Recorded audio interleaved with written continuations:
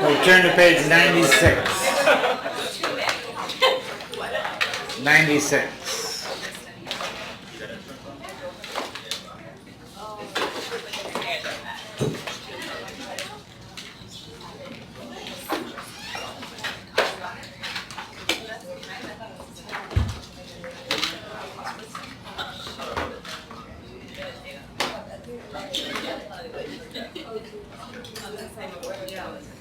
Okay, Tablet Tuesday. Last week we spent on the local anesthetics, and we're going to wrap those up today.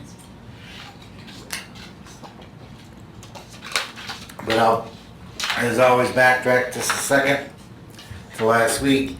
If you want to turn to page 96, this is the summation or the summary of local anesthetic systemic toxicity last, which we spent most of the class last week talking about. And the idea being that if you're going to inject large amounts of local anesthetic for a particular block into patients, you have to, number one, limit the amount that you give so you don't give toxic amounts. And more importantly, you have to be careful when you're injecting that you're not giving it in a vessel, artery, or vein, and getting a high blood level.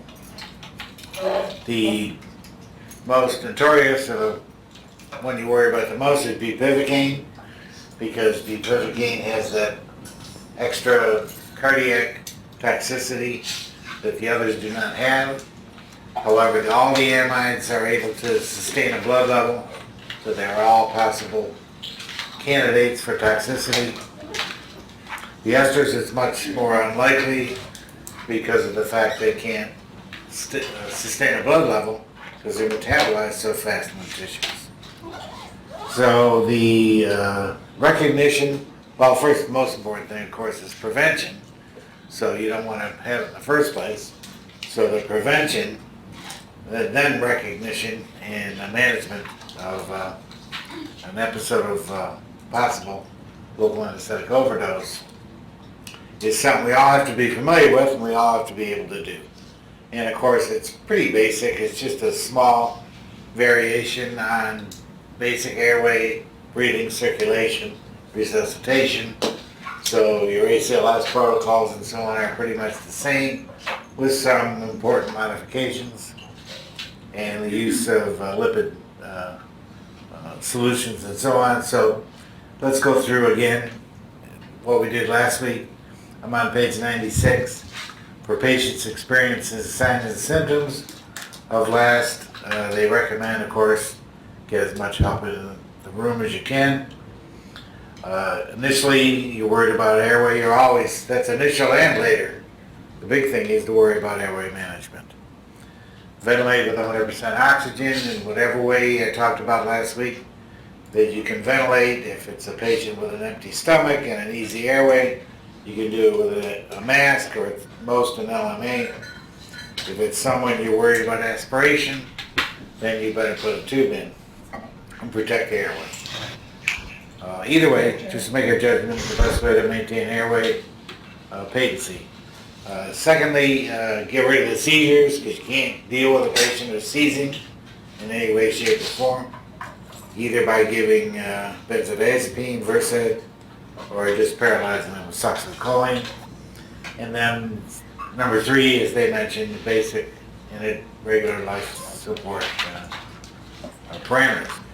If you want to give, if you think it's going to be beneficial, you can give lipid emulsion, and the dose is listed there, 20%.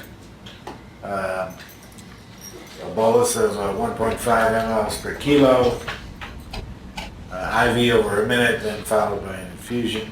Repeat as necessary, etc. And that can help. It provides a lipid sink is the theory. They call it the lipid sink theory. That the lipids provide a sink or a depositing area or whatever that the drug can go into, and it gets bound in there and stays in there and doesn't cause toxicity to the patient, but rather gets eliminated.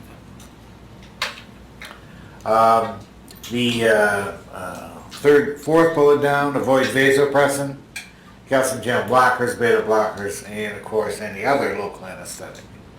So there's a little variation on some of the other things. Do seat bypass if necessary, avoid propofol, and so on. So be prepared. You have a kit ready whenever you give a block within arm's length. All the proper airway management and resuscitation drugs available to you at a moment's notice. Use the least dose of local anesthetic necessary. Give intermittent injections. Use a tracer like epinephrine to see if you're in a vessel, you'll get immediate tachycardia, etc. Aspirate the syringe before you inject each time. Inject a small amount, wait for 30 or 45 seconds. Aspirate again, inject a small amount, and so on. And put your solution in over a couple minute period.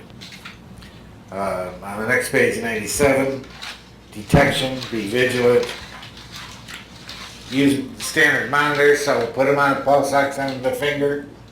Put an AKG, slap an AKG on, etc. So you have some basic monitoring. Have a blood pressure cuff. Monitor the patient for about 30 minutes after the block to make sure that everything's going to be fine. CNS symptom signs and cardiac signs, we went through all that, I won't do it again. But patients can exhibit, the classic is to exhibit CNS signs first, followed by cardiac depression, etc. But now we know that it can occur in any sequence. It can be cardiac problems first, then CNS, or it can be both at the same time, or it could be the classic CNS followed by cardiac. Treatment is to give lipid emulsion, and as they say, the timing is controversial. That's because there's no way to study it in a good controlled sense. So it's just a judgment call. At what point do you think this is going to be a serious overdose? And I better hurry up and give lipid emulsion. If it's just mild, which the ones I had, two I had were probably pretty mild. I don't know if they would have progressed to, severe seizures or whatever. We gave Versed and stopped, apparently stopped the problems. But it all depends on, in fact, I just got an inspiration to go on the camera. So let me do that. I'm going to page 87. You don't have to. I'll put it on the camera.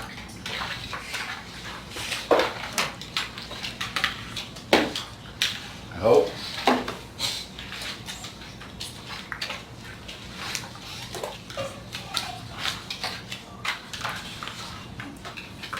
There it is. Now, it depends on how much of an overdose. Thanks. Because remember, this is blood level and the effects that you're going to see. Therapeutic levels between 0 and 5 mics per ml for lidocaine. So let's say you get an overdose and then it goes up to here and then comes back down again. You're not going to see a lot of signs. If you get an overdose and you're giving it in the vein and you push the blood level way up here, then you're going to get the full-blown effects of last. Cardiac, CNS, seizures, cardiac depression, etc. So for your particular overdose, hopefully you can keep it down to this low part here. And I think that's probably what happened with mine because the patients didn't react too much. And a small dose of Versed was able to, as an anticonvulsant, was able to kind of stop what happened. But if it's a big one, then you might have to go to lipid emulsion. And that's why the timing is still questionable. It's kind of a judgment call. At what point do I give lipid? And I think I would give it sooner rather than later. Why not? If you don't want the patient to seize, etc. Okay, back to page 97. Treatment, of course, and we went through the lipid emulsion, etc. Epinephrine for cardiac depression. Propofol should not be used because of the cardiac depression of that, and then keep monitoring the patient. So I think that's kind of where we went through the last time and finished off last week. So let's finish the rest of it. Page 98, these are key points from Dr. Miller's book. It's a nice way to summarize some of the things we've talked about, so let's go through some of these. On page 98, bullet number 1, local anesthetic blocks sodium channels, interrupting propagation of nerve impulses. Based on this mechanism, locals provide a wide variety of biological actions, both desirable and unwanted, if they have side effects of overdose, etc. So local anesthetics work by blocking sodium channels. It's as simple as that. Currently available local anesthetics either are esters or amides. Bullet number 3, the low potency and lack of specificity of available locals are due in part to the weak structural constraints of the binding site. So because you have to be able to have it lipid soluble and water soluble, etc., it makes them wear off simpler. Reverse protonation of the tertiary amine group tends to make local anesthetics less charged at basic pH and more charged at neutral or acid. So what he's saying is the local anesthetics are bases. So if you put them in a basic pH, they're not going to be charged. If you put them in an acid pH, they're going to be ionized. Right, we already know that. The esters are metabolized primarily by plasma esterase, and the amides are metabolized by the usual cytochrome enzymes in the liver. The principal systemic toxicity of local anesthetic involve the heart, arrhythmias, depression, etc., and the brain, agitation, seizures, and then followed by coma. CPR after bupivacaine overdose is particularly difficult. Therefore, prevention is better than having to manage it. Local anesthetics are directly toxic to nerves in some concentrations. Fortunately, clinically, we don't do that. Second last bullet, optimal use of locals and regional requires an understanding of, first of all, patient, the location, intensity, and duration of the regional you want to give, anatomy, proper drug selection, etc., and the effect of the anesthetics. And finally, there's several new formulations for topical, single isomer as opposed to racemic, which is supposed to work better. Now, page 99, the next one, let's do a few key points for OB, because that's one of the primary times that we use locals is in obstetrics, because we do epidurals for OB, and we do it like crazy, because it's one of the major roles of CRNAs is to do OB anesthesia. So pregnancy enhances the effect of local anesthetics. Local anesthetics are pregnant women are more sensitive to the action of local anesthetics. Bullet number 2, appropriate administration of an epidural does not affect uterine tone, it doesn't slow down labor, so if you put it in properly at the right time, the labor will progress as expected. Repeated epidural injections of lidocaine may result in a greater accumulation of drug in women with preeclampsia than in healthy pregnant women. Bupivacaine, of course, has a greater cardiac toxicity than any local anesthetic because of its greater electrophysiological effects. Single isomer formulations of the amides, such as ropivacaine and levobupivacaine, have a lower potential. As I mentioned last time, bupivacaine, when this cardiac toxicity was discovered, they went back to the drawing board and found out that if you use the R isomer of bupivacaine, ropivacaine, then it's not as cardiac toxic. So that's why we use ropivacaine clinically. Fetal acidosis results in a greater accumulation of the amides in the fetus, as I mentioned before, The more acidotic the pH is in the fetus, it gets ion trapped in the baby, and therefore the blood levels would be higher. Local anesthetics, as used clinically, are not teratogenic, so you don't have to worry about giving them to pregnant moms. The elimination half-life of the amides is longer in newborns than adults because newborns have a higher volume of distribution. Fetus and newborn seem no more vulnerable to the toxic effects than adults. Neonatal neurobehavioral actions depend on many factors other than the choice of local anesthetics. Alkalinization of locals tends to shorten the latency of block. In other words, it works faster. We went through this last week. If you add bicarb to local anesthetics, then the pH outside the nerve is more basic. The drug exists in a higher non-ionized fraction, therefore it penetrates the nerve faster and it works faster. Neuraxial opiates produce analgesia without loss of sensation, and we very, very commonly put opiates in with local anesthetic solutions. In fact, for some procedures, we just do an opiate spinal without the local anesthetic in it. We can do that for some short procedures, etc. It works pretty good. Combination of neuraxial local and opiate increases the block density, allows for administration of a lower total dose, and has lower side effects. So if you mix locals and narcotics together, they seem to help each other out and they work better.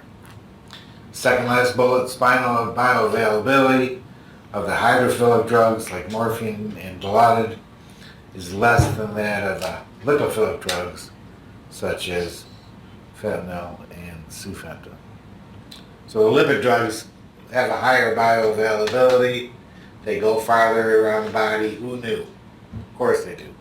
The little more lipid soluble, the more barriers you can transfer in the body, and that's kind of common kinetics.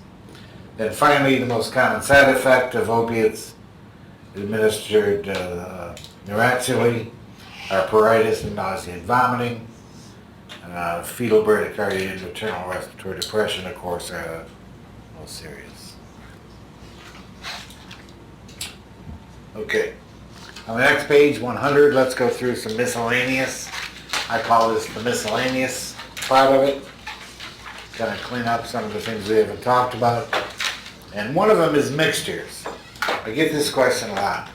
Because the students go into the OR and they work with someone who wants to mix two local anesthetics together. It's a common practice, and it's fine to do that. But then they say, well, how do you determine toxicity? Well, you have to take each one separately and decrease the dose accordingly. So this is what I mean. The reason that a lot of people mix local anesthetics is they're trying to get them to work faster or to last longer. They're trying to speed the onset up on the front end, or they're trying to prolong the duration on the back end.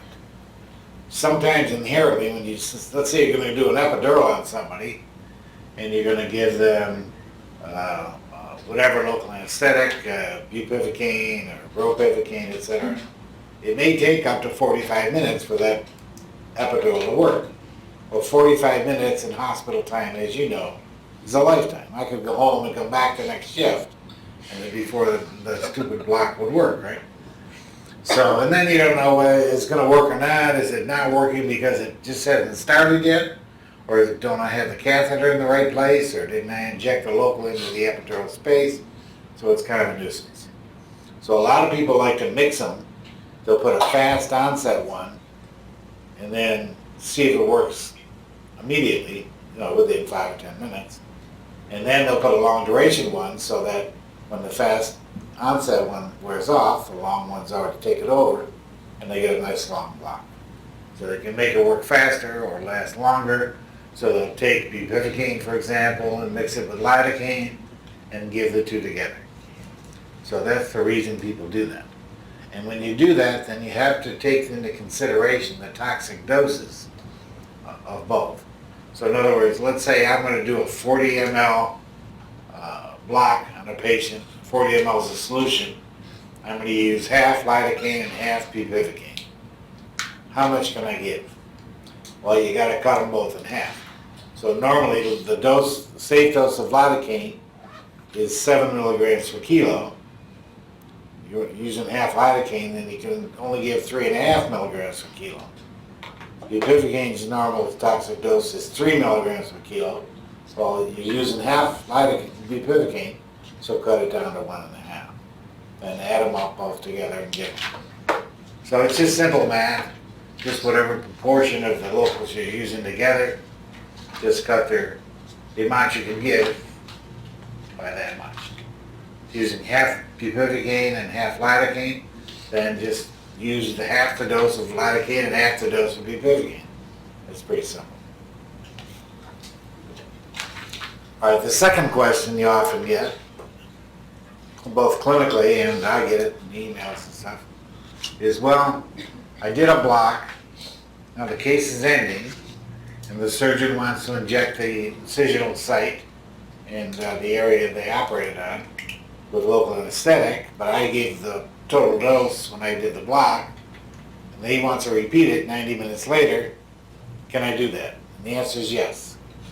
First of all, if it's an ester local anesthetic, toxicity is not really an issue because it's metabolized so quickly. If it's an amide local anesthetic, and almost always, I would say 99% of the time, if a surgeon is going to inject the incision when they're waking the patient up, so they have post-op analgesia, then they're going to use bupivacaine. And bupivacaine comes in liposomes nowadays, and so they have a special formulation or preparation of bupivacaine that we'll talk about here a little later, that actually lasts for up to 24 hours. So they'll put it in the incision, and then they say, well, geez, 90 minutes ago I just gave the max dose, how can I give it again? The answer is yes. You can usually repeat the dose about every 90 minutes. It's depending on the half-life of the drug, but 90 minutes is safe.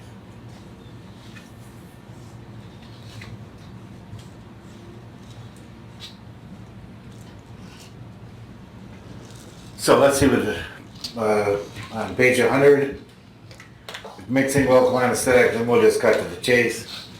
It says when you're using two drugs together, then clinicians should be cautioned not to use maximum doses of the two. Don't give the maximum dose of lidocaine and the maximum dose of bupivacaine together, because you're going to get additive toxicity. So cut them in half. They most do it in mistaken belief their toxicities are independent. They're not. They're additive, so you have to cut back on both. Does that make sense? Okay. Next thing, what about pregnancy and locals? We talked about it on the previous page, but here's a little blurb. The spread and depth of epidural and spinal are greater in pregnant than in non-pregnant women. So the local is spread farther when you do an epidural in a pregnant mom versus just an average surgical patient. The effects of pregnancy on local anesthetic potency may reflect a combined effect of mechanical factors associated with pregnancy. The common wisdom is, well, the pregnant mom's got the big fetus in there. It's compressing the epidural space, making it smaller. The vessels are dilated. And you inject, you got a smaller epidural space, it's going to spread further. All right. However, direct effect, it could be the direct effect of hormones as well, especially progesterone. So, on the susceptibility of nerves to conduction block by local anesthetics.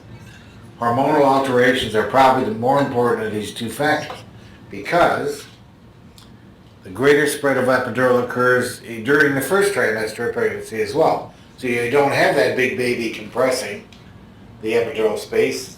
The mom hasn't got a big belly yet. The fetus is still small, so it's not mechanical. Most likely it's hormonal in pregnancy, and that's why they're more susceptible to the local anesthetics. And that's what this is saying. Before any gross change in vascular dimensions occurs within the epidural spaces. The dose of local anesthetics should be reduced in patients in all stages of pregnancy. So give a little bit less. Okay. Now, I want to talk a little bit about tumescent anesthesia. And this term, I don't really care about it, but I want you to be aware of what it is. And you may, in fact, see it sometime. And this is a term that's used for using local anesthesia during liposuction. So the plastic stocks, and when they do office anesthesia, and a lot of CRNAs here in LA anyway, do office anesthesia, and they go in and give sedation for liposuction procedures, etc. And in order to numb the patient out in that big area, the whole abdomen or whatever, the thighs, the butt, whatever they're liposuctioning, then they have to put a lot of local anesthetic. It's a big volume of solution. So what they do is they dilute it way down, very, very dilute amounts of lidocaine. They put bicarb in there, etc. And then they can inject very large solutions, hundreds of cc's. Right.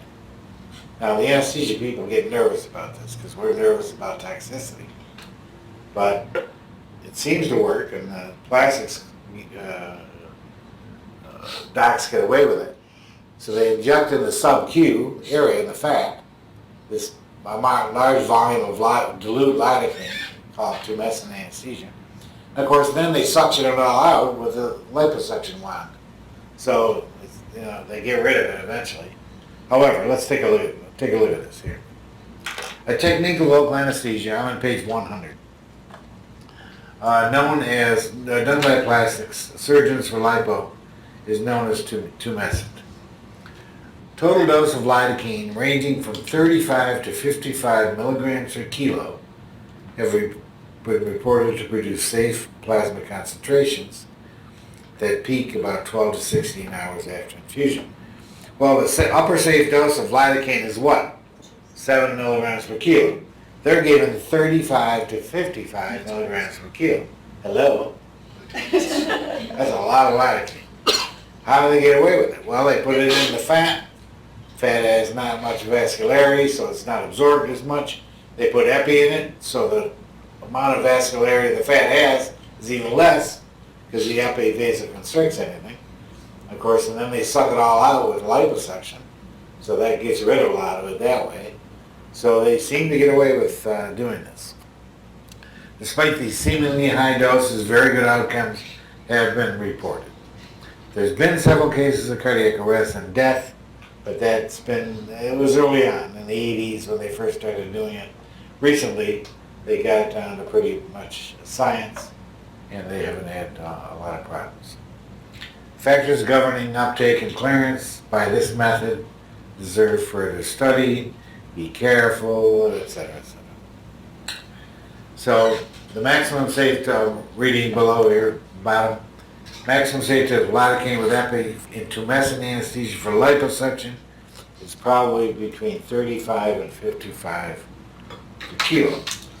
Without liposuction, the maximum dose is no more than 28 when they do tumescent. After tumescent infiltration for liposuction, serum lidocaine concentrations peak between 12 and 16 hours after injection. By then, the patient's probably home. When tumescent lidocaine without epi is used for endovenous laser therapy for doing varicose veins, peak serum concentrations are observed much earlier, usually within 1 to 2 hours. So working in those plastics offices isn't as easy as it seems. They're always doing crazy things.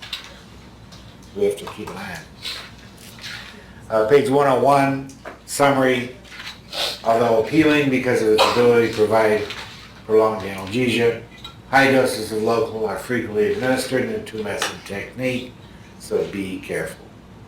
The key points, although rooted in the history of liposuction, tumescent anesthesia is now a technique being used in many minimally invasive procedures that require a large area of the body to be numbed, including many that are performed in office-based, ambulatory, and non-operating room settings. Lidocaine with epi doses of 35 to 55 milligrams per kilo are routinely used and are associated with a good safety record. Well-tolerated dose of lidocaine and epi and tumescent anesthesia other than liposuction has not been established. Let you give a little bit more when you're doing liposuction because you're suctioning the drug out and you take the fat out. When you're doing a tumescent anesthesia but you're not doing liposuction, then that's why they're saying the dose should be a little bit lower. And they were recommending 28 milligrams per kilo. I don't know how you can use the word low and 28 milligrams per kilo together when you talk about lidocaine, but nonetheless, there you go. Second last bullet, the factors increase the risk of local anesthetic toxicity include rapid injection, perivascular injection, that's put in the vein, and not putting enough epi in there. In settings where tumescent anesthesia is used, the risk for local anesthetic systemic toxicity last should be recognized. Algorithms for its treatment should be available, and make sure you have lipid emulsion therapy and all the antidotes you need in case you have to give them. So just because you're in a doctor's office, you still have to have your little kit with airway management stuff, and you have to act like this is the real thing, because it is the real thing. Okay, so that's tumescent anesthesia. If you look on the next page, 102, there's a little table. This is there's a reference I put there on the bottom, chronic pain anesthesia, and they say how to make it up. They take 1,000 mLs of normal saline, and you put this amount of lidocaine, epi, and bicarb into it, and off you go. Okay, so if you hear the term tumescent, you understand that it's a technique used with high doses, dilute, local, used in liposuction and other office-based procedures. Okay, page 102 and 103. I want to talk just a little quickly about topical anesthetics. It's not something that we need to worry that much about. Of course, we see it more often when you just go to the drugstore as a consumer than we do in the operating room, although we do use some topicals for various things in the OR. One common one is called EMLA, E-M-L-A, and if you look at the bottom of page 102, I have a little discussion in there about EMLA, and it's a topic. EMLA means eutectic mixture of lidocaine and prilocaine. So it's two different local anesthetics given together, and it's a topical formulation. It's a cream, and it's 2.5% lidocaine and 2.5% prilocaine, and you can just put this topical cream on the patient's skin and numb it up for various procedures. Now, what we use it mostly for is pediatric starting IVs. So if you do peds outpatient anesthesia, or you're doing a lot of healthy kid kind of pediatric, and kids are coming from home into surgery in the outpatient setting, you give these, they come in little patches. It's like a Band-Aid. And it's impregnated with all this cream with this local anesthetic in it. So you give mom or dad this little Band-Aid that when you see them pre-op, and you say, when you're getting ready to bring little Johnny into the outpatient thing to get their procedure, slap this little Band-Aid on the back of their hand. Then they drive them to the hospital, and when they come in and see you, it's probably 45 minutes, an hour later, and they've had the little EMLA bandage on, and you can take it off, and their hand will be numb, and you can start an IV. So it makes it easier for us, and we're not hurting the kids, and it makes it easier for them to accept the IV preparation. And it's very safe and pretty straightforward. What also seen people use it for is in like old guys like me who need their carotids done because they're all clogged up. I don't, but I mean, the people getting it are my age. I mean, they give them an EMLA patch, the little square Band-Aid, and have them put it on their neck before they come into the hospital. So it's for the same reason. Because then they can do the carotid under local, they can do the neck blocks, and they don't feel the needle as much. And this is a grown-up, so it's easy to do. Just take this, put it on your neck before you come in, and then it's numbed up 45 minutes later or so on. So that's EMLA, and you can take a look at that and read about it. Some of the topical products are on the bottom of page 103. I put some on the table there. And then on to 104, page 104. There's several different ointments that are made, and they have different local anesthetics in them, and there they are. And it's not a big deal. Now, I want to stay on 103 for a minute and talk about hyaluronidase.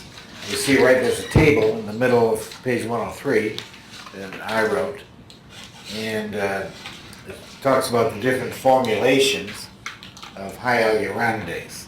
So let me stop for a minute and go off on a tangent. You don't have to write it down. Hyaluronidase, ASE means it's an enzyme.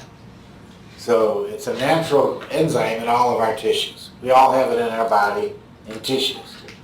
And what it does during normal physiology, forget about drugs for a minute, is hyaluronidase helps break down the tissue matrix so that things can spread around various tissues. In other words, you got water in your hand or your arm in the body, but you go like this, you don't hear, water squishing around. It's kind of in a semi-solid matrix, etc. So to get electrolytes and ions to move around my arms and my tissues in my body, then you have to have certain enzymes that help things spread. They're called spreading factors.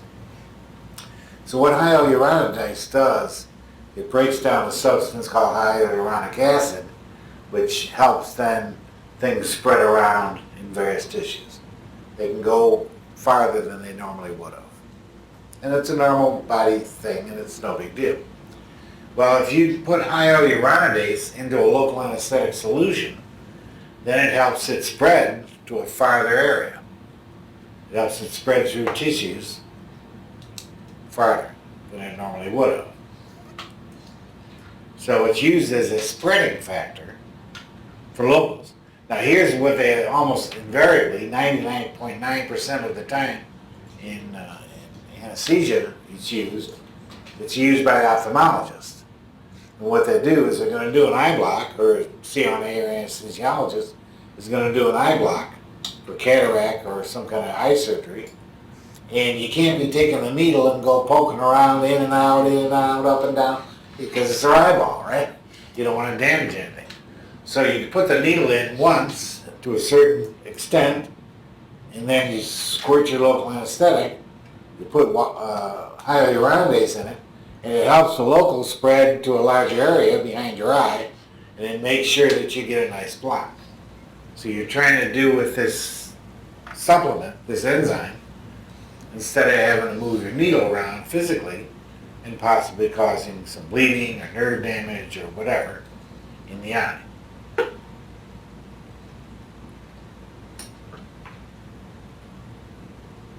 So it's used as a spreading factor. There's a couple different formulations of it. And now I think the most widely used is used as a cosmetic, like Botox. And a lot of women take hyaluronidase injections because it gives you those, I forgot what they call them, the big lips, they always look awful, don't they? You see those Hollywood stars with those big lips, what do they call them? Fish lips. So they use the hyaluronidase to kind of swell things up. They get the fish lips. It's supposed to look nice. It kind of escapes me. Oh well. But again, so what's going to happen is, I don't think I see anesthesia people using this in any of our blocks, because we can put the needle where we need to. But in an eye block, when the ophthalmologist does it, then they're going to put some in there. So if you see they're using hyaluronidase, it's being used as a spreading factor to make the drug spread to a farther area. So I just want you to be aware of it and what it's given for. What do you think it will do to the onset of the local anesthetic? Faster or slower? If I make it spread farther than it normally would have,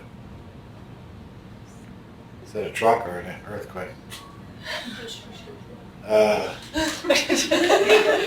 Where was it? What would be the onset? What would it do to onset? Do you think it would work faster or slower? It would work faster, right? Because it's going to spread around to the nerves faster. What do you think it does to the duration of action of a local anesthetic? Would it last longer or not as long? I would say not as long, right? Because you spread it farther, it's going to be absorbed then quicker, and you're going to have a shorter duration of action. What do you think it does to toxicity? Make it more chance of toxicity or a lower chance of toxicity? Up or down? Lower? Higher. You can have both. Probably higher. And the reason I say it is because the farther you spread it, the better it'll be absorbed. The more absorption, the higher the toxicity. Now, of course, when you do an eye block, you're just using small amounts, so it's kind of an academic thing. But in general, it would tend to make it more toxic.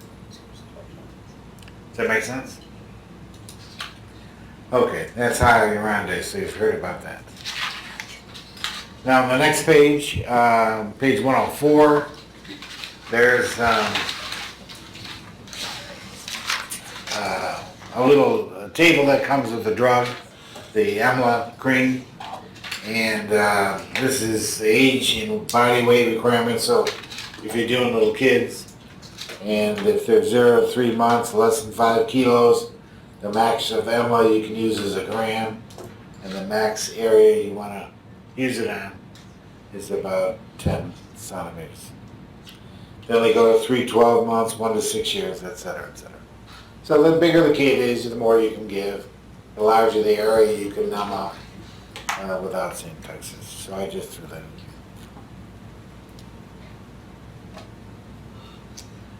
Okay, then finally in the bottom of page 104, for local anesthetics, this is what I want you to know.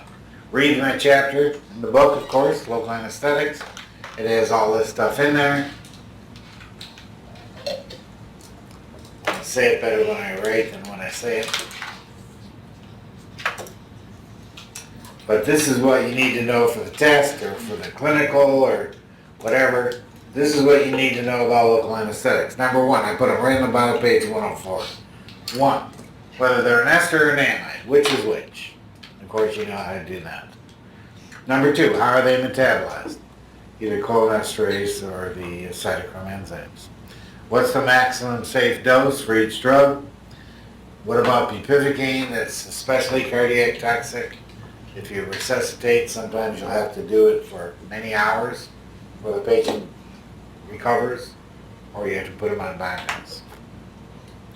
What happens when you put vasoconstrictors like epi into local anesthetic solution? What about allergy, local anesthetic allergies? We talked a lot about that. What are the signs, symptoms, and treatment of LAST? What about cocaine? Their unique properties. I'll talk about that here now.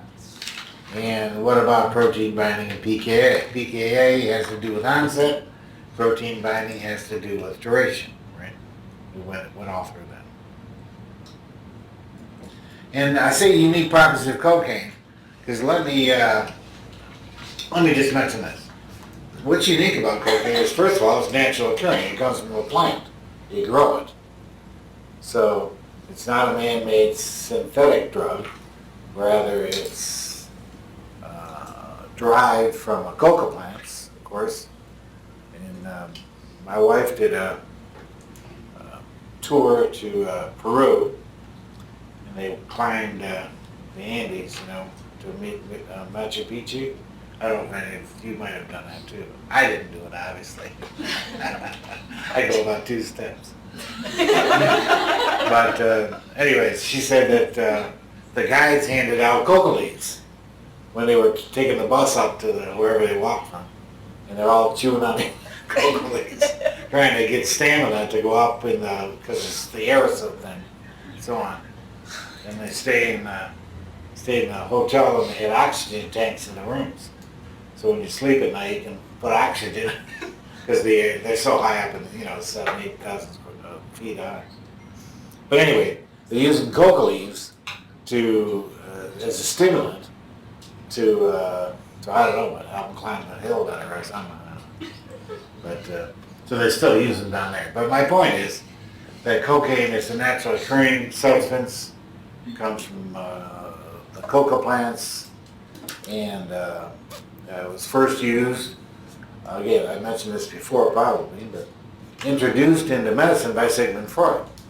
And he was the first to try the cocaine use on patients. He used it for ophthalmology and for eye blocks. Then farther started injecting it, and it works. It's a local anesthetic, but it's also very toxic when you inject it. So we don't. So nowadays it's strictly used as topical. We never use it as an injection. And the most cocaine you can give a patient is 200 milligrams for an adult patient.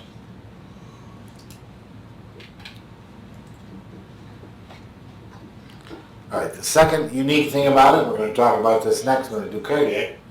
The second unique thing about it is that it blocks the reuptake of norepinephrine into sympathetic nerves.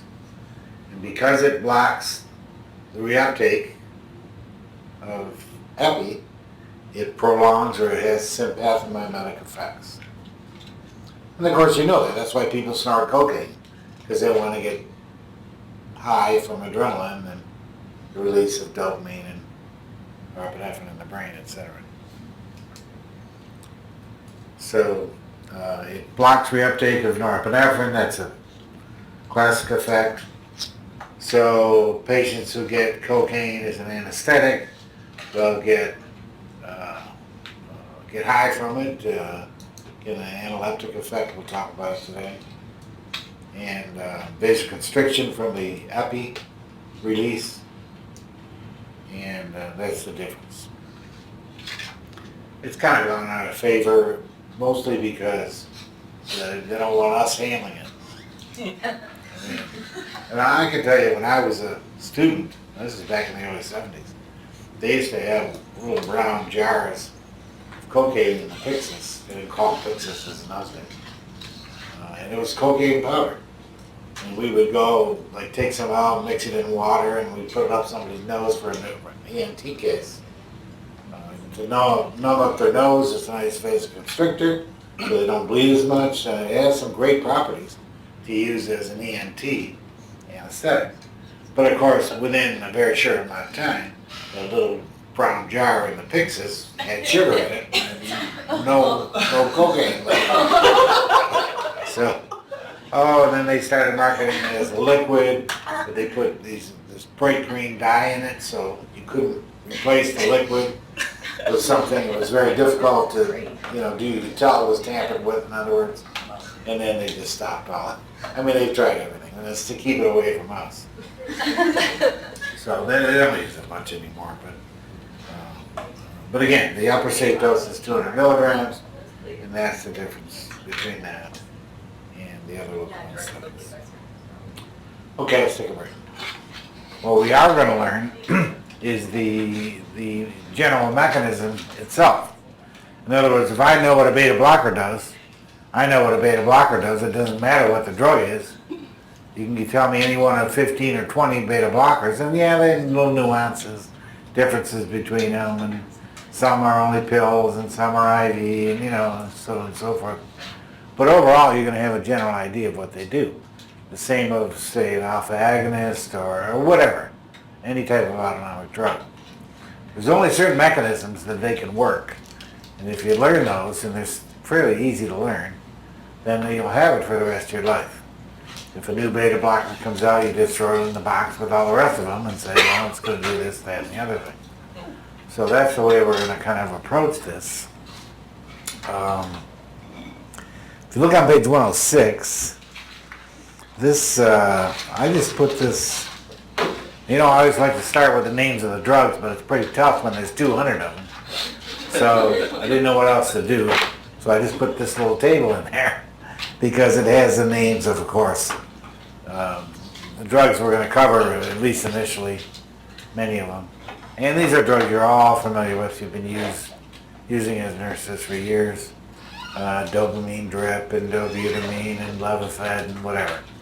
So we're going to get into all those types of things and many others. Page 107, this is kind of a physiology thing, but nonetheless I will kind of review it a little bit because it has some drug implications. And that this is, of course, if you're going to talk about autonomic drugs, you're going to be messing around with catecholamines and the autonomic nervous system. And this page 107 shows the synthesis of the catecholamines in the body, starting with the, well, you can start with either of the two amino acids, either phenylalanine or tyrosine, either one. They're essential amino acids. In physiology, essential means you have to take them in your diet. They aren't naturally part of your body, so you have to ingest them. So you take in either phenylalanine or tyrosine, then the rate-limiting enzyme for synthesis of catecholamines is tyrosine hydroxylase. You'll see, we're going to learn later on, maybe today or next week, there are drugs that are tyrosine hydroxylase inhibitors. So if I inhibit tyrosine hydroxylase, what do you think is going to happen? The amount of catecholamines in your body going up or going down? Down, right, because I'm blocking their synthesis. Get my mouth to work here. So you can have less catecholamines. Is that going to be sympathomimetic or sympatholytic? Sympatholytic, right? Less catecholamines, less sympathetic action in the body. This is what we're going to do for the next 3 weeks. I'm going to ask you the same questions over and over. Does that make catecholamines go up or down? Okay, if it goes up, it's sympathomimetic. If they go down, it's sympatholytic. Pretty simple. So let's go through some of this. Tyrosine hydroxylase, of course, converts tyrosine to dopa. Dopa is acted upon by another enzyme to produce dopamine, and you got the first catecholamine. In dopamine-containing nerves, that's as far as it goes. And you're done. You store dopamine, release it when you want it, and so on and so forth. In most nerves, in fact, you go another step, and the enzyme dopamine beta-hydroxylase converts dopamine to norepinephrine. And the majority of sympathetic nerves store norepinephrine as their transmitter. Some even go farther. They use the enzyme phenylmethanolamine and methyltransferase. Everybody refers to it as PNMT. And that converts norepi to epinephrine. And then the adrenal medulla and some other areas, the brain, of course, you do end up storing epinephrine rather than norepinephrine, but it's not common. By far the most is norepinephrine. So that's the synthesis of the catecholamines, and we're going to get into how you can give drugs to mess with that. On the next page is metabolism of the catecholamines, and again, this is not a physiology class, but I just mention it because it does have drug implications. And the two enzymes that are in the body and that are able to break down catecholamines are what? MAO, monoamine oxidase, and COMT, catechol methyltransferase. And MAO or COMT, or both, can act on catecholamines to break them down. MAO is stored in the nerves, COMT is out in the synapse, and we'll talk in great detail about that. These are the two breakdown enzymes for catecholamines. Now, on the page 109, and we've been through this before, so what the heck? I'd like to repeat. So let me go on the camera. And if you look, this is page 109 on the top. It's a little kind of drawing thing with my little stick and ball thing. This is a sympathetic nerve, the ganglia, the tissue it innervates. This is a parasympathetic nerve. It has a very long preganglionic, as you can see. The ganglia, and then the tissue it innervates. And we already know all this. We went through this last semester. I'm sure Mary Carletta's gone through this as well. But the ganglia, this ganglion synapses are cholinergic, nicotinic. The neurotransmitters, as they point out here, acetylcholine. And the postganglionic sympathetic are adrenergic, either dopamine, norepi, or epi are the transmitters. On the vagus nerve or parasympathetic, it's postganglionic is muscarinic, acetylcholine receptors. And we kind of went through that the last time. If you stimulate catecholamine release, it's sympathomimetic. If you stimulate acetylcholine release in the parasympathetic nerve, it's parasympathomimetic. In the same token, if you block sympathetics, it's sympatholytic. And conversely, on the parasympathetic side, if you block the vagus nerve, it's either vagolytic or parasympatholytic. It all means the same thing.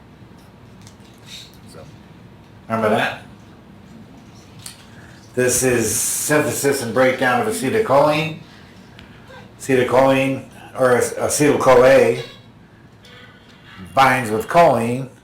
The enzyme is choline acetyltransferase, and that synthesizes acetylcholine. Pretty simple. Of course, acetylcholine is broken down by cholinesterase to choline and acetic acid. The acetic acid goes to the Krebs cycle. Choline is taken back up on the nerve and reused to make more acetylcholine. So that's the breakdown on the parasympathetic side. Everybody with me? Remember this? Page 111. That's the one I just went through in the previous page. I don't want to do it again, but we've covered that. Now, if you go to page 110, this is from Dr. Miller's book, page 110, and he has some key points about autonomics. So let's just kind of look at them. The autonomic nervous system works in concert with renin, cortisol, and other hormones to respond to internal and external stresses. Anesthetics can alter the hemodynamics by influencing autonomic function. In fact, they do alter hemodynamics by messing with it. Third bullet, beta blockade has emerged as an important prophylaxis for ischemia and therapy for hypertension, MIs, congestive heart failure, and many other issues. We'll talk all about that in great detail. The sympathetic nervous system demonstrates acute and chronic adaptation abilities, up and down regulation, etc., etc. Presynaptic alpha receptors play an important role in regulating sympathetic release. I'm going to talk about that in just 1 second. Many therapies for the treatment of hypertension are based on direct or indirect effects on the sympathetics. In fact, I would say most antihypertensive drugs work somewhere in the sympathetic nervous system. The vagus nerve is the superhighway for the parasympathetic function. It accommodates 75% of parasympathetic traffic. Other books you read, it says 90%. Whatever. Lots. And then finally, aging and diseases, diabetes, spinal cord injury, etc., are accompanied by important changes in autonomic function. Okay. So on the next page we've got, which we've already done,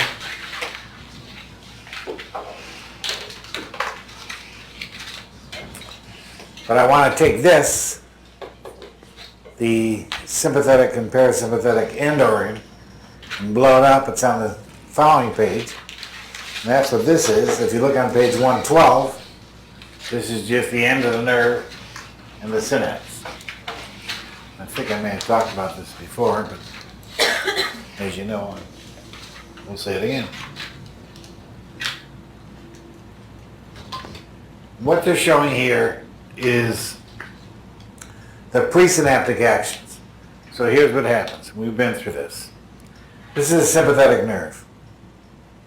Here's norepinephrine. It's stored in packages or vesicles for reasons we'll talk about. When you have an action potential come down this nerve, electrical, stimulates the release of norepinephrine. Norepinephrine is released into the synapse. It goes to the postsynaptic receptor, adrenergic receptor here, and produces a sympathetic signal. Basic physiology, you all know that. There you go. However, it also, feeds back the norepinephrine and binds to a presynaptic autonomic receptor. We're showing here which one, alpha 2. And if you look in this little parentheses here, that's negative. What they're trying to show is that the presynaptic receptor is a negative feedback, sends a message back to the nerve, to this norepi here, and says, don't release anymore. Stop. Negative feedback. It's giving feedback to the nerve, negative, to slow down. So what happens is this.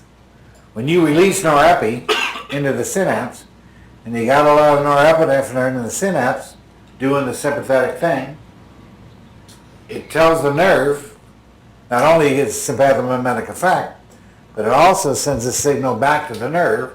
There's already a lot of norepi out here. You don't need to keep squirting it out. Slow down.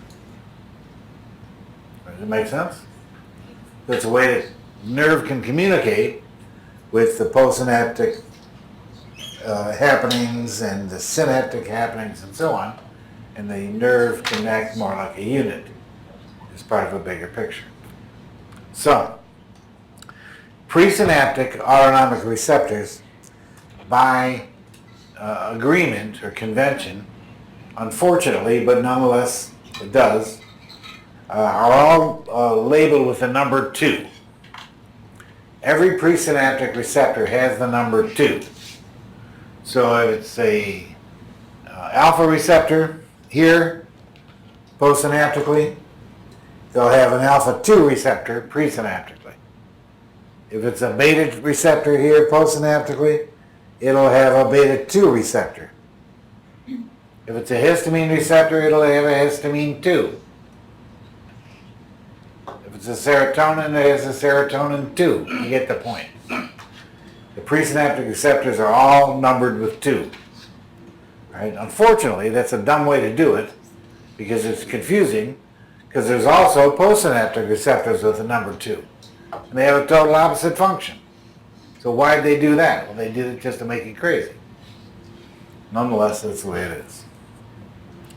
Now, if I give a drug, and we went through this last semester because of dexmedetomidine or Precedex, if I give a drug that's an alpha 2 presynaptic receptor agonist, what effect is it going to have on catecholamines, up or down? Down. Is that sympathomimetic or sympatholytic? Oh, you already knew this. So yes, my point is, and that's the bottom line. The point is the presynaptic receptors control the release of catecholamines from the nerve. If you stimulate a presynaptic receptor, you get a negative feedback or decrease catecholamine release. If you block this one, then you get what? More catecholamine release. You block the negative feedback.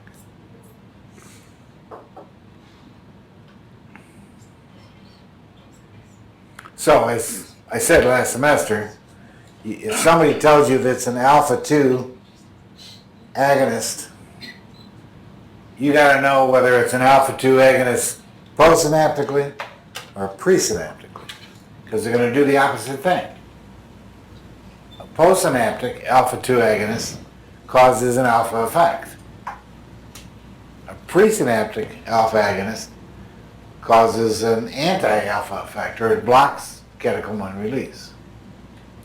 Sympatholytic. The postsynaptic alpha agonist is sympathomimetic. The presynaptic is sympatholytic. Right, so I just want to get that out front. We're going to use it over and over, but just see the big picture at first.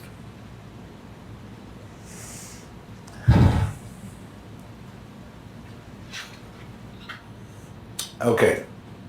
Now go to page 113. Now this is one of the most famous and important and world-renowned, I can't say it enough, tables that's ever been written in pharmacology. Everybody in pharmacology memorizes this. You will too. And what this is, well, this is from Goodman and Gilman. It's the Bible of pharmacology. And they wrote this table, I don't know, back in the 40s, I think. They've been revising every edition since then. And you can see what it says: representative agents acting at peripheral cholinergic or adrenergic sites. And what Goodman and Gilman are saying is these are the mechanisms that you can mess with the autonomic nervous system with a drug. There's only certain things you can do, and if you do these things, you're going to cause either a sympatholytic or a sympathomimetic effect. So what we're going to do is, if I say the drug has a sympathomimetic effect, we're going to learn what that is. What is the sympathomimetic effect in the eye, in the heart, in the gut, in the lungs, in the pancreas, in the liver, in the blood vessels, and then, onward and outward. We just have to learn that once, and it's easy. I'll tell you a way to learn it that's real easy. So then, no matter what drug it is, all you got to do is answer yourself this question: up or down? Sympathomimetic or sympatholytic? If it's sympathomimetic, it's going to cause pupillary dilation, mydriasis. It's going to cause cardiac stimulation. If it's sympathomimetic, it's going to bronchodilate. It's going to vasodilate some places, vasoconstrictive, and so on and so forth. And we're going to memorize all that. Now, Goodman and Gilman, if you note, have 9 mechanisms. I added number 10. So I'm going to get ostracized from the pharmacology community because I've messed with the Bible. These are the 10 Commandments. And I was ornery enough to go ahead and chisel number 10 in there on the tablet. And so the 10th one is mine.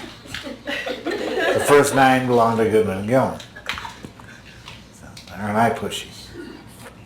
And also, the last column here, overall action, I put that in there. Because that's the ultimate you need to know, is it's sympathomimetic or sympatholytic. So let's just take number 1. And we're going to go through these. I'm going to show you pictures of them, drawings of them. Oh God, it's going to be fun. So let's look at number 1. You can give a drug, autonomic pharmacology, you can give an autonomic active drug that interferes with the synthesis of the transmitter. That's what I said. It's a tyrosine hydroxylase blocker. What if you block the synthesis of the transmitter, norepi, dopamine, epi, or whatever? Is that going to be sympathomimetic or is it going to be sympatholytic? Or you're going to have less transmitter, and that's going to be therefore, look at the last column, I answered my own question, it's sympatholytic. Number 2, what if you give a drug that is synthesized the same way the catecholamines are, but they're not really catecholamines? So the body thinks it's making epi, and you got it making something else, some nonsense chemical. You fool the body into thinking it's making catecholamines, and it isn't. In fact, it's running out of catecholamines because you got it doing this crazy stuff over here. That's sympatholytic. Number 3, what if you block the reuptake? Number 4, what if you block storage? 5, what if you cause release? What if you block the receptors? And we're going to get into all these. On the next page, what if you block the postsynaptic receptor? What about the enzymes? Cholinesterase inhibitors, MAO inhibitors, COMT inhibitors. Then finally, what if you forget all the receptors altogether and just go right inside the cell and mess with the second messenger? And that's what milrinone does. You've all used milrinone, I would guess, or at least seen it in the drawer. And we'll talk about that. So there's 10 mechanisms that you can mess with the autonomic nervous system, and we're going to learn all 10. And which drugs do what. And that's going to help us. Okay? I promise, when I get done with this, it'll make sense. All right, now, I want you to go to, I'm just setting you up here, this not really getting to it yet. But let's go to page 127. Because once we go through these mechanisms, then we're going to go to this second most famous table from Goodman and Gilman's Pharmacology Bible. And this is probably 60 or 70 years old. And they say typical autonomic influence on peripheral effector organs. So this is, we're going to memorize this table too. It's real easy. I'll show you how. It sounds like a lot, it isn't. And what they mean by this is, what do the sympathetics and parasympathetics do in the body? What organs do they affect, and how do they affect them? Which receptor does it? Now let me backtrack a little and just go off on a tangent. Again, you're not writing yet, so don't write. If you're affecting the autonomic nervous system is there to cause adaptation to stresses to the body. In other words, anything the body encounters that's a change to its environment, it has to adapt to that. If you're in a room temperature, you go outside and it's cold out, you have to adapt to the cold. If a surgeon cuts your belly open, you got to adapt to that. If you are running versus walking, you're lying versus standing, any change in the body environment, the body has to adapt to that change, whether it's temperature, pain, pressure, anything really. And it does that through the autonomic nervous system. The sympathetic side of it tends to be inhibitory and inhibits most things except the heart, kicks the heart. It's the opposite of the rest of the body. And the parasympathetic, acetylcholine, vagus nerve, tends to be excitatory. It excites things, bronchoconstriction, secretion, GI secretion, respiratory secretion, etc., GI motility, and we'll talk all about it. So in general, the sympathetic and parasympathetics can have opposite effects on a tissue, or tissue may only have one or the other. It totally functions on the sympathetic and our parasympathetic side. We're going to learn all that. But generally they're there to provide whole body responses. Because the vagus nerve connects to all the organs in my body, then you can send one vagal signal out, and then the heart and the lungs and the bronchioles and the pancreas and the liver all know what to do together, how to work together. They're all getting the same signal via parasympathetic or even sympathetic, whatever. They all get the message at the same time, so your body can work as a coordinated unit. All the internal organs are trying to go towards the same goal at the same time. All right? So take a look at Goodman and Gilman's table on page 127. What do? Well, first of all, the first column, they talk about what organ. They go to various organs. Secondly, what is the sympathetic effect on that organ? And the third column over, the middle, which receptor is it that produces that effect? Is it sympathetic alpha? Is it sympathetic beta? Is it both? Whatever. The second to the last column, what's the parasympathetic effect on that tissue? And what type of receptor is the last column? Now, the last column was real easy. Why? Because it's muscarinic receptors. The vagus nerve has muscarinic receptors only. Now, they talk CM1, M2, M3. There's 5 muscarinic receptors, subtypes. We don't care. I'm never going to say that again in my life. We're just muscarinic. So we could actually wipe this whole last column off and just say anything parasympathetic is a muscarinic receptor. We know that. All right, so that's easy. See, I already knocked out one whole column. How easy how that is. So we don't have to worry about it. We just have to know it's muscarinic. And secondly, and very importantly, if you think about it, and I hope I've mentioned this before, there's not much utility in causing a parasympathetic reaction in the body. By utility, I mean there's not many diseases that are yelling for you to cause a vagal influence. In other words, what are vagal influences? You all know this. Severe bradycardia, bronchoconstriction. What disease you know that says make it harder for you to breathe? Yeah, that's the ticket. That's what'll make the patient better. There isn't any, right? That's not good. What does parasympathetic do in the gut? Tremendous increase, GI cramps, diarrhea, secretion of GI acids, etc. So you get the point. Causing a vagal influence in the body is not really a good therapeutic change, and it doesn't really have a lot of utility to give parasympathetic pathomimetic drugs. There's not much clinical call for that. So we're not going to bother much with this side. We'll just leave these columns alone, because who cares? If I don't care, I know you don't care. So what we're going to focus on mostly is the sympathetic side, because that's where the action is. And we'll go from there. Okay? Now, I'll show you how this works. Let's take a look, just at a couple of examples. There's the eye. So the first column, organ system, they're talking about the eye. What controls my eye function? All right? Well, number one, in the radial muscle in the iris, you see, when you stimulate the radial muscle in the iris, sympathetic effect, what happens?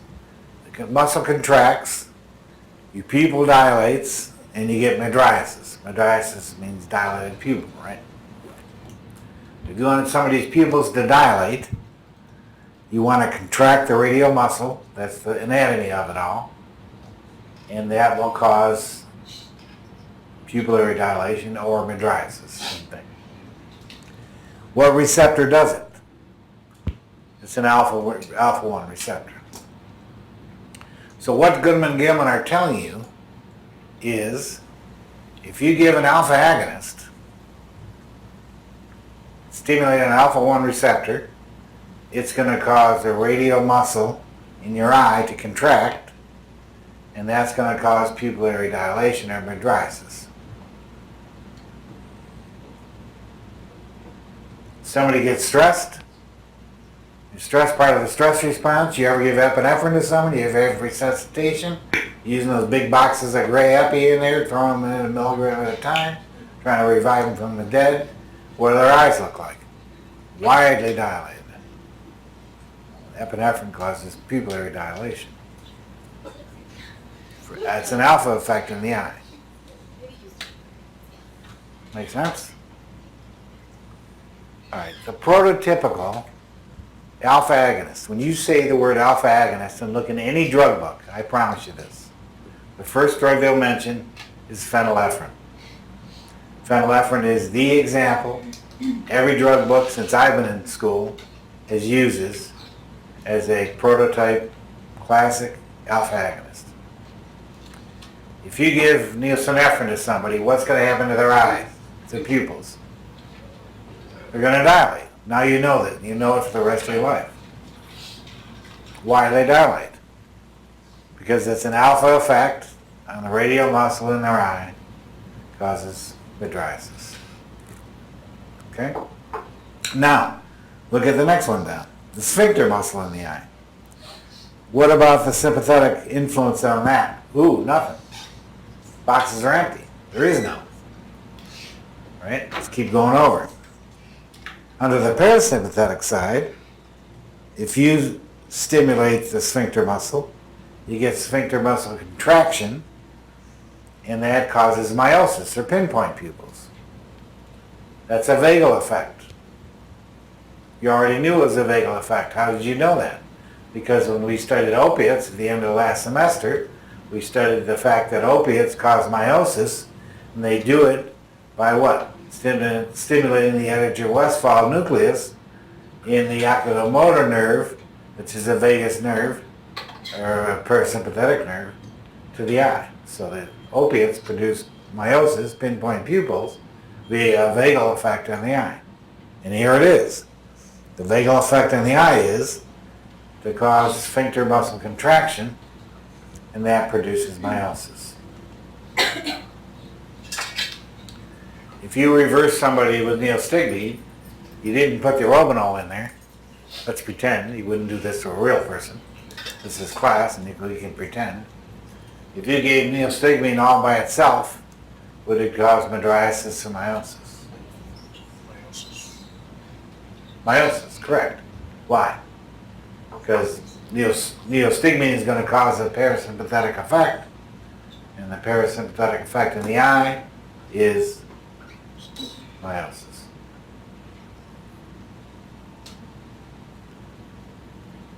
All right? Everybody follow me?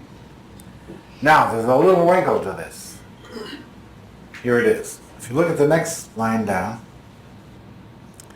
there's also ciliary muscles in your eye, and they adapt for near and far vision, distance vision.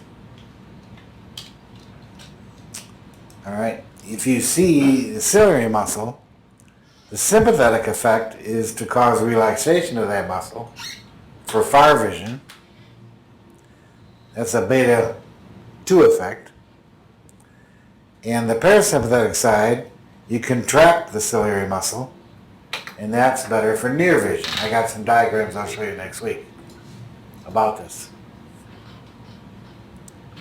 And that's called accommodation. See the word that Goodman and Gilman put in here next to vision? It's called accommodation. In pharmacology, the word accommodation means your ability to adapt to near and far vision. How well you can see distance versus how well you can see close. That's why you're all wearing glasses, because you got one or the other, right?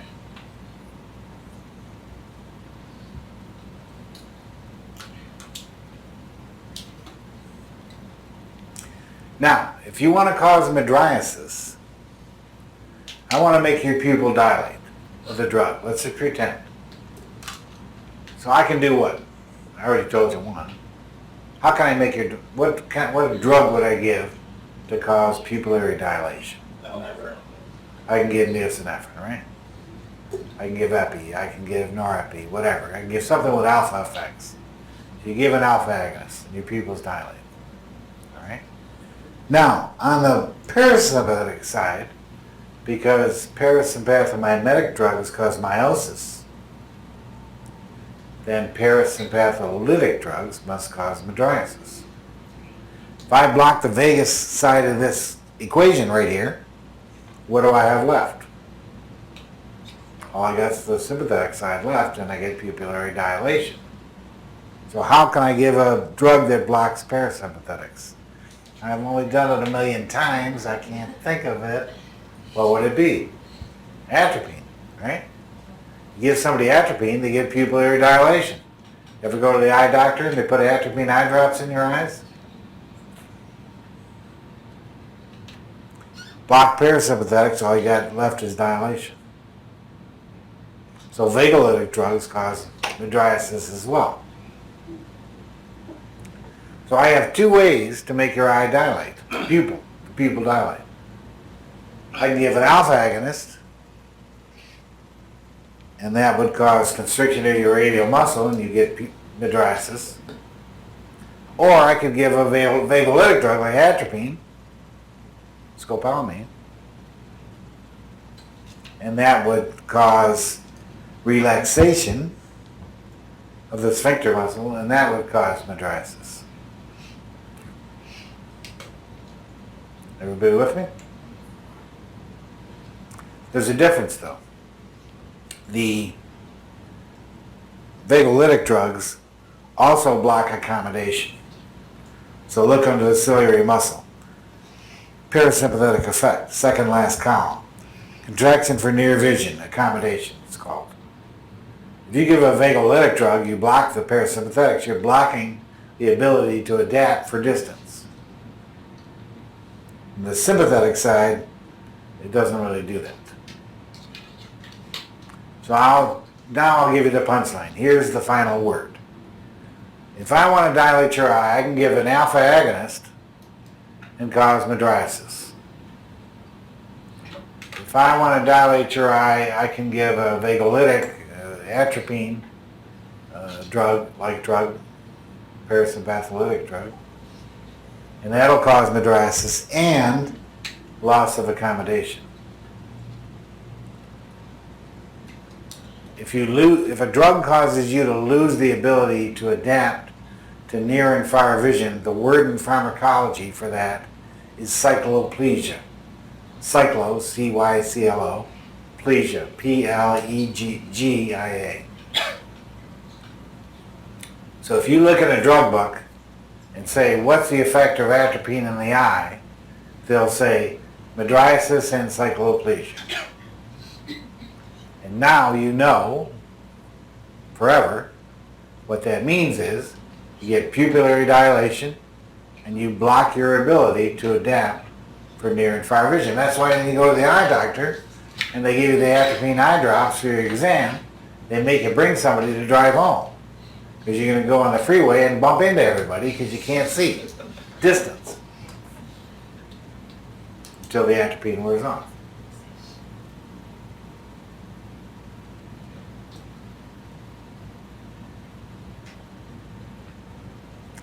I probably told you this joke, I'll tell you again. Not many jokes in pharmacology, you gotta keep using the same one. The natural occurring anticholinergics, scopolamine and atropine, etc., come from a plant, and belladonna plant.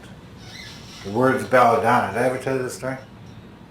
Belladonna means beautiful woman or beautiful lady, because and that's how they name the belladonna plants. They're very commonly found in California. In fact, I got one in my backyard. And they could kind of grow wild. And because in the 14th, 13th centuries, and this is literally back then, when they discovered the effect of atropine, women would use it as a cosmetic. And they would drip atropine in their eyes to cause dilated pupils because they thought that made them more beautiful. It was like eye makeup. So they would put atropine in their eyes and get big dilated pupils. Then they'd go out Friday night to the club and they'd have big dilated pupils. And they kept bumping into everything. They couldn't go anywhere. They didn't know where they were walking, but they looked good. And that's where the term used for those are called belladonna alkaloids, because they were named back hundreds of years ago because the women used to use them as cosmetics for beauty reasons. So that's near and far vision. All right, let's look at the heart. Oh no, let's take a break. Let's turn to page 127. Page 127.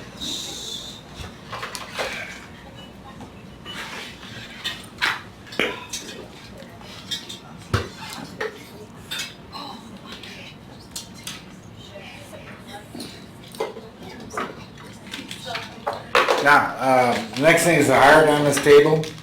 The next tissue, organ, system is the heart. This one's easy. You already know this. Sympathetics increase everything. If you look at this, what do? Increase heart rate, contractility, conduction velocity, you name it, they all go up. What receptor is it? It's a beta-1 receptor.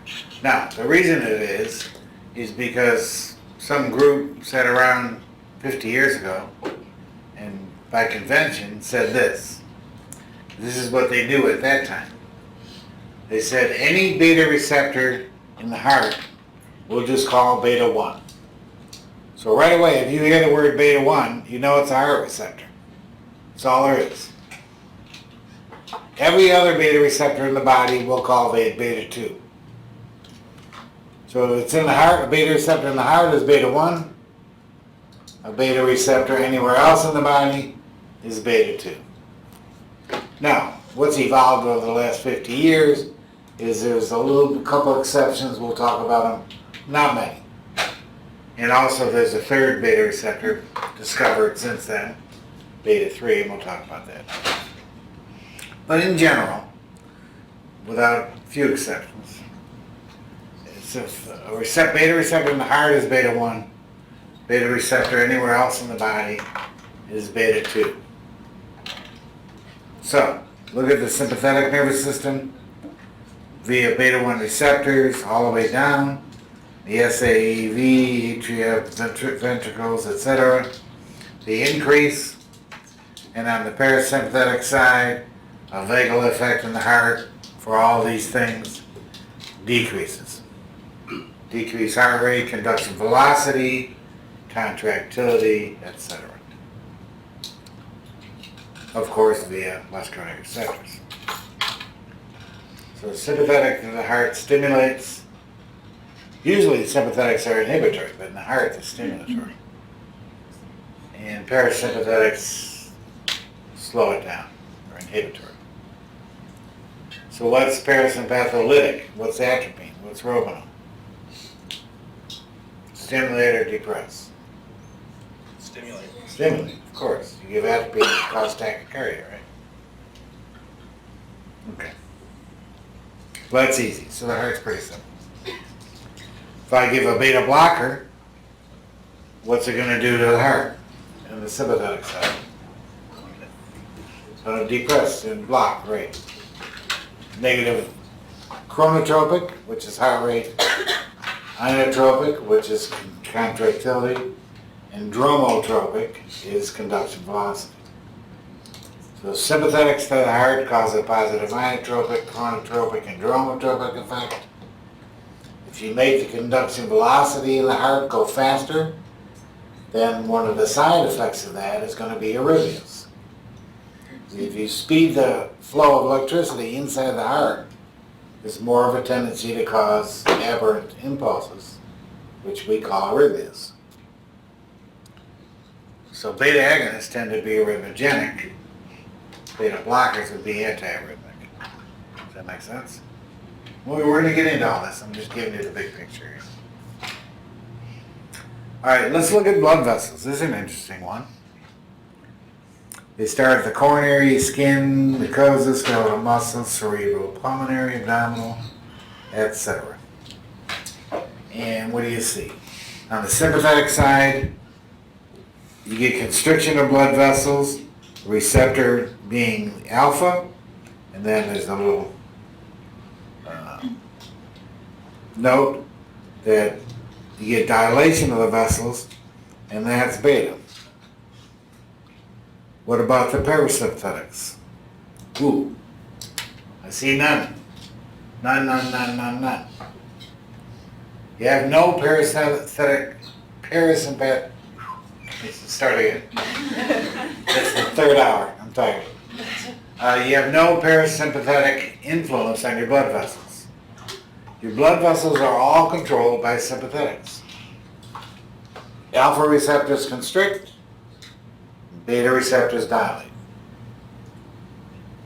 And they both occur at the same time.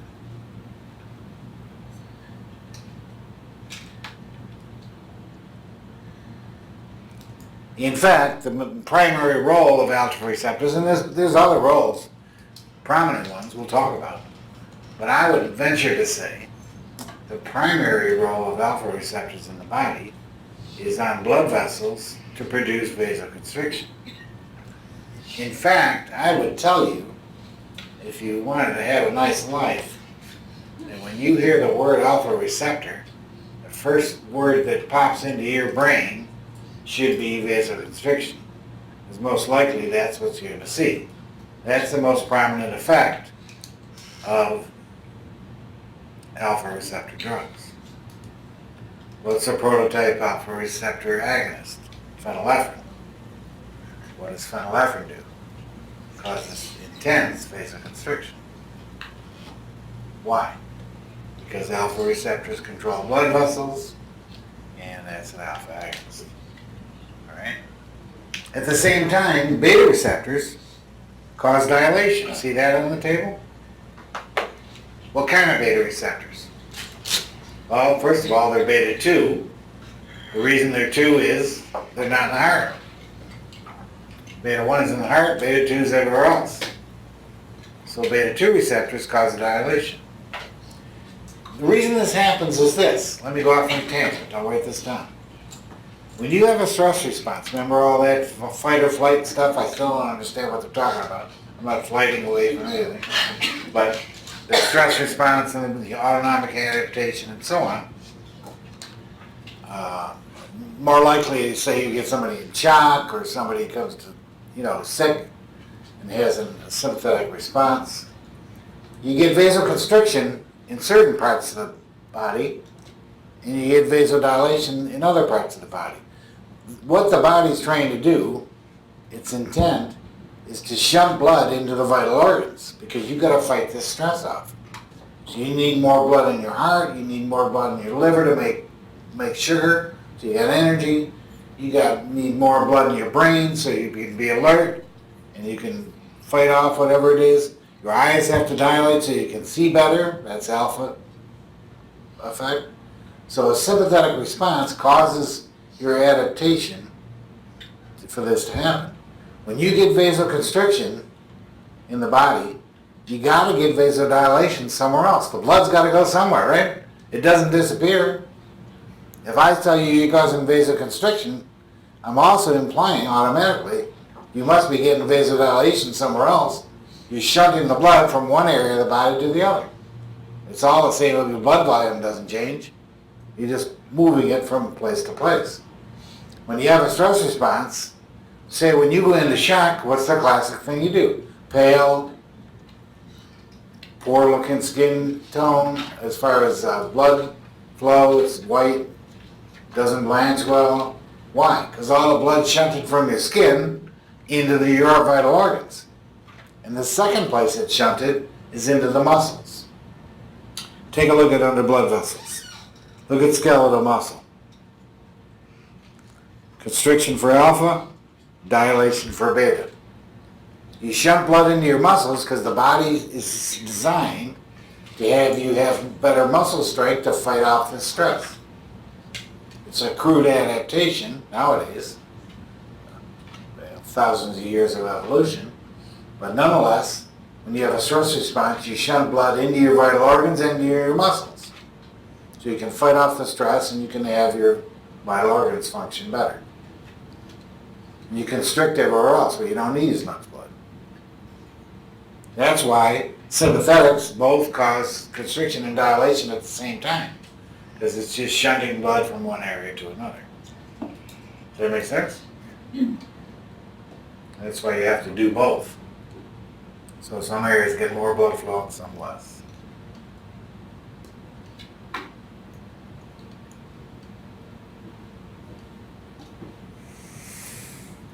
Let's look at lungs. Well, this is an easy one. Tracheal and bronchial smooth muscle. Sympathetics relax it. It's a beta effect. What number beta is it? It's beta 2 because anything not in the heart is beta 2. Beta 2 agonist bronchodilate. Hey, I knew that. I've given patients albuterol 1 million times. It's a bronchodilator. Why? Because beta 2 receptors in the lungs, when you stimulate them, cause bronchodilation. So sympathetics make you. Why would you do that? It's an adaptation thing. Well, so you can breathe better. When you're fighting the stress off and you're about to go to battle, you want to have better breathing. You have bronchodilation, right? The parasympathetic side, look at under lungs, you get constriction. So the vagal influence to the lungs is bronchoconstriction. What would atropine do? Constrict or dilate? Dilate. If parasympathetics constrict, then parasympathetics dilate. You can give atropine as a bronchodilator. Some COPDers take some forms of anticholinergics to bronchodilate. They don't work that well. The betas control it mostly. This is a minor influence. Tiotropium and some other drugs they use as bronchodilators. All right, here's GI. Look at the GI. What do you see on this sympathetic? Decrease, constrict, contraction, inhibition, relax. It's pretty inhibitory in your GI system. What receptors? Well, pretty much all of them. Alpha 1, alpha 2, beta 1, beta 2. So I would say, in general, sympathetics relax your GI system. You already knew this. You dutifully memorized and spit back, I'm sure, to several CRNAs by now. Well, if this patient has trauma and they have stress and they release catecholamines, then we have to act like they're a full stomach. Right? Didn't you learn that? Why? Because of a decrease in GI motility caused by the stress. Well, here it is. They're showing it to you. Stress causes catecholamine release. The catecholamines are inhibitory in the GI system. You don't empty your stomach. You got a full stomach. You better do a rapid sequence on this guy with a broken leg coming from ER to get an ORIF of his bone. There's the reason. Right down to the receptor. Isn't that exciting? GI, parasympathetic side, look at everything increase, stimulate, contraction. So GI is stimulated by vagus. If you give atropine, what would happen in the GI system on the vagal side? You relax it. Do the opposite, right?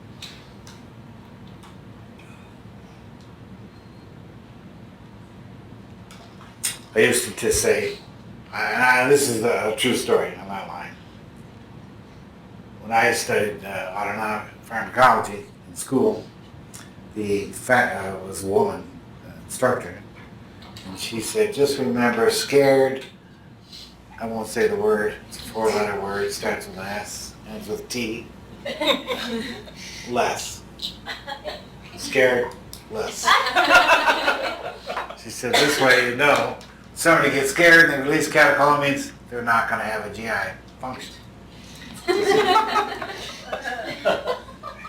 I didn't swear.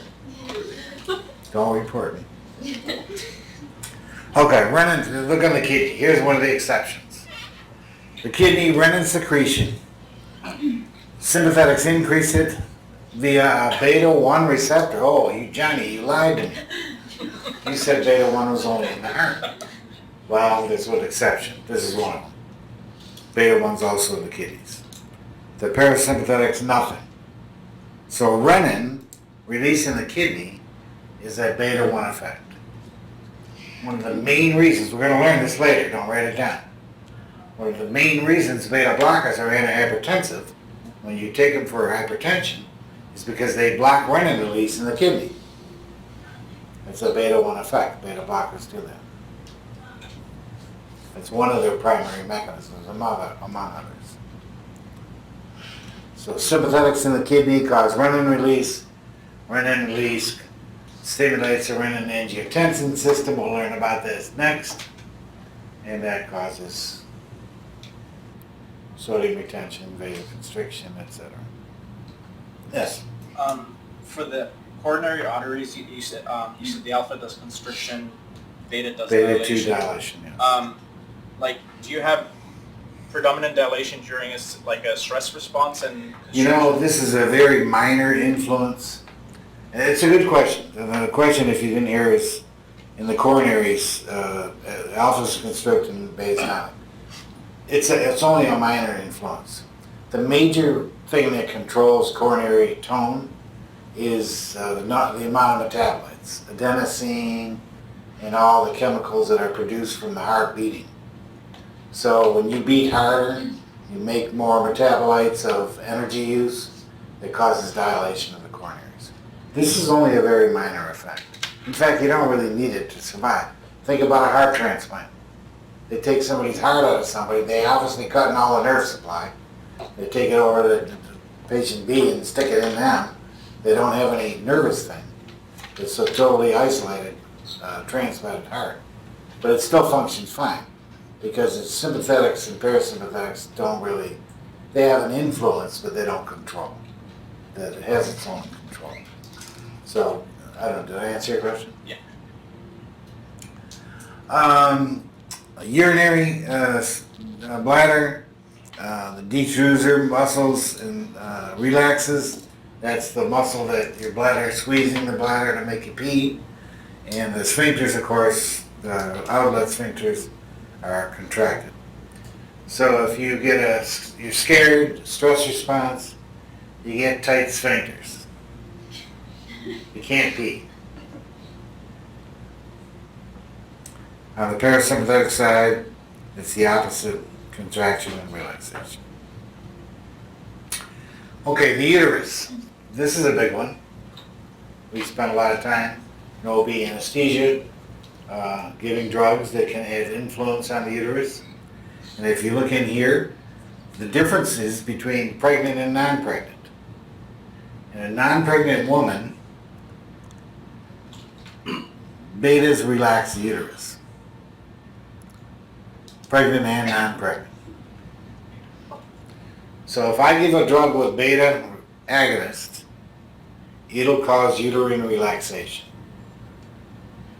Right? Which beta receptor would do it? Beta 2. Why? Because it's not in the heart. So beta 2 agonists cause uterine relaxation. There's a word for that in pharmacology. We call it tocolytic effect. They'll say this drug has a tocolytic effect. It just means it relaxes the uterus. TOCO, tocolytic. When women used to go into premature, they still do, since they used to.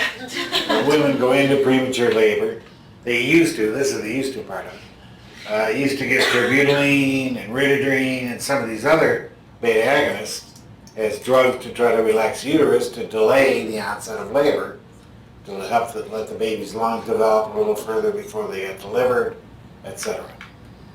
Now they use different drugs. They don't really use the beta agonists anymore. But the bottom line is this. Pregnant uterus, beta receptors cause relaxation, and that's a beta 2 effect. Okay, look at the liver. This is an easy one. The liver. Parasympathetics, nothing. Same with the uterus. Sympathetics, liver, it's all sympathetic. And you get glycogenolysis, which means the breakdown of glycogen to release glucose, and gluconeogenesis, which is the synthesis of glucose from non-carbohydrate starting products. The whole point of it is your blood sugar goes up. So the whole point of sympathetic influence on the liver is to make your blood sugar go up. That's the way your body's designed. Because in a stress response, you're supposed to have more energy so you can fight off the stress. So when you have catecholamine release, or you give somebody epi, or you do any of that stuff, it causes the blood sugar to go higher. That's on purpose. The body's made that way. So you have more energy for functioning.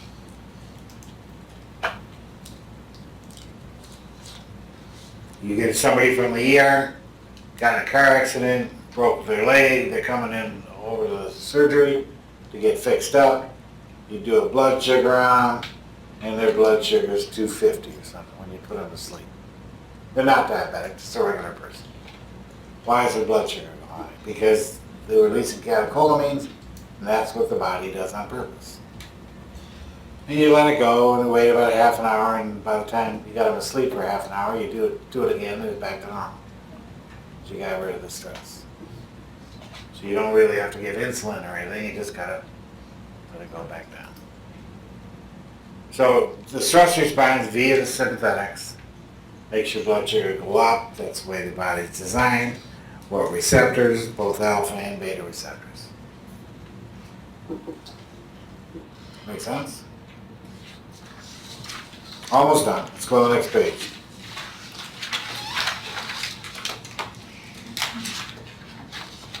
Pancreas. This is insulin release.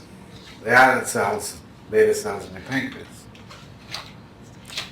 If you sympathetics control release, and the alpha receptors decrease insulin release, and the beta receptors increase it. Now here's the funny thing. The main controller of your insulin release from the pancreas is your blood sugar. That's all of us. That's normal, right? When your blood sugar goes up, you release more insulin because you need insulin to drag it across into the cell, Krebs cycle, and burn the glucose. So really what controls your insulin release from the pancreas is your blood sugar. This is only a secondary influence. And you can see via alpha receptors, the sympathetics are trying to decrease insulin release. Because your blood sugar is so high, insulin's automatically coming out, and this tries to slow it down a little bit, so it's not as crazy.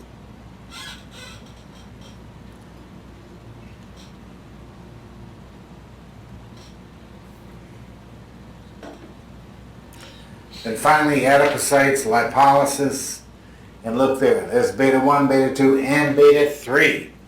Oh, we got a new beta receptor. Somebody's trying to get a Nobel Prize. The beta 1, he got a Nobel Prize. I want one too. Lipolysis, breakdown of the burning of fat.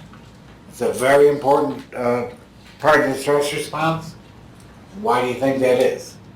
When you burn fat, it's the greatest source of energy in your body. Remember all that from early biology classes? Burning fat is 9 kilocalories per mole, isn't it? I think I remember. The other ones are less, 3 to 4 kilocalories. The most efficient energy source in the body is burning fat. Lipolysis is burning fat. Via the stress response, you release catecholamines. It tries to burn fat, and it's floating around the bloodstream. And then lipolysis is via beta 3 receptor. Trying to get energy for the stress response.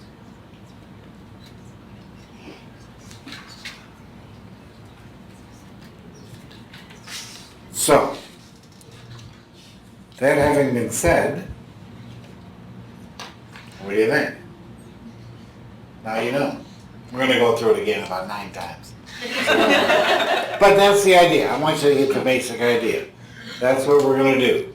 And we're going to say is something going up or something going down.